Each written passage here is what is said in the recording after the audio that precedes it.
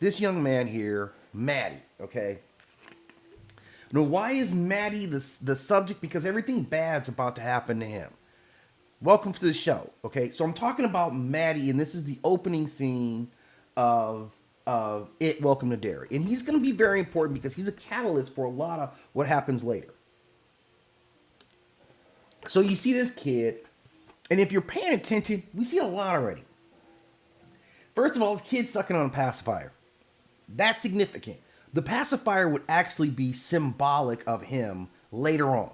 That pacifier is going to matter for a lot of reasons. So when you see, just like, I would say if this is coming from Stephen King, it makes sense because he uses symbols to carry ideas, right?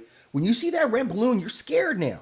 He's the master of that. He's the master of picking out things that symbolizes fear, right? The clown face, right? The balloon, the pacifier. This is not by accident.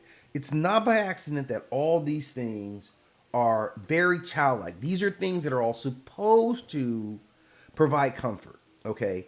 So this whole pacifier thing works on a couple of levels that are surely brilliant, okay? It stays very consistent with that idea of the clown, the balloon. It's very consistent with this theft of childhood. That's where it is attacking you at. So I don't have to question. After the balloon, after I saw the clown, I know how you're getting at it. You're coming through the childhood. And that's what Maddie is all about. That is why this becomes another symbol in that. And we'll see it later because it'll go into the river. And that matters. All this stuff matters. And then if I just look at Maddie for a second, right? The kid's face is all beat up. Okay. Let me get into it the right way. First of all, this kid is sucking on a pacifier. Forget all the symbolism that the story is putting out there and why it's focusing on it. Let's focus on this kid who's sucking a pacifier, who's clearly not a baby. He's clearly not a baby. This kid's got to be like 8, 9 years old. I don't know. I'm not good at judging kids' age. I guess this kid's like 7 or 8 years old. It's my guess, okay? 7 or 8-year-old kid.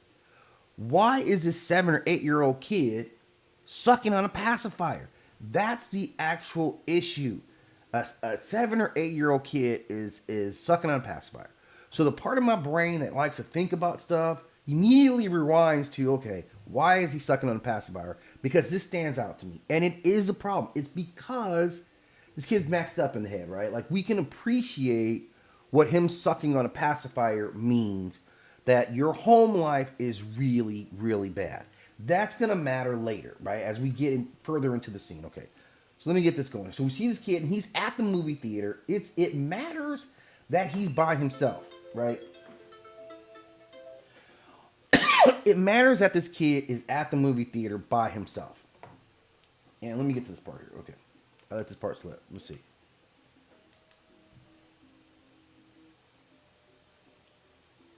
So our guy Maddie is here by himself, right?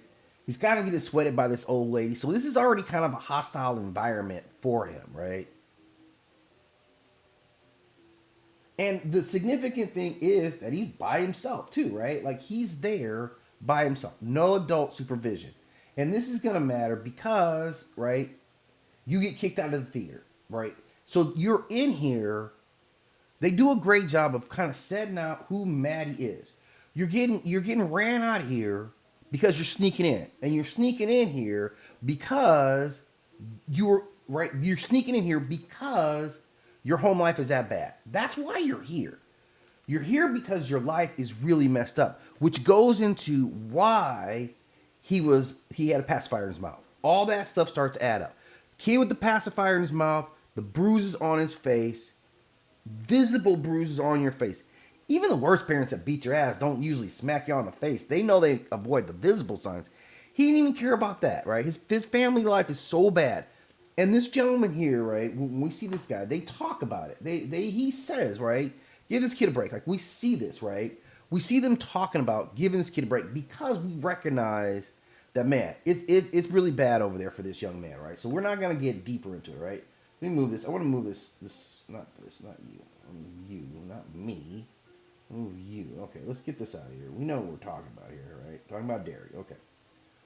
So we start to see this, how the community reacts. Most people in the community are like, I don't give a damn. I don't care whether this kid is like clearly like this is his refuge. This isn't just I'm trying to see a movie.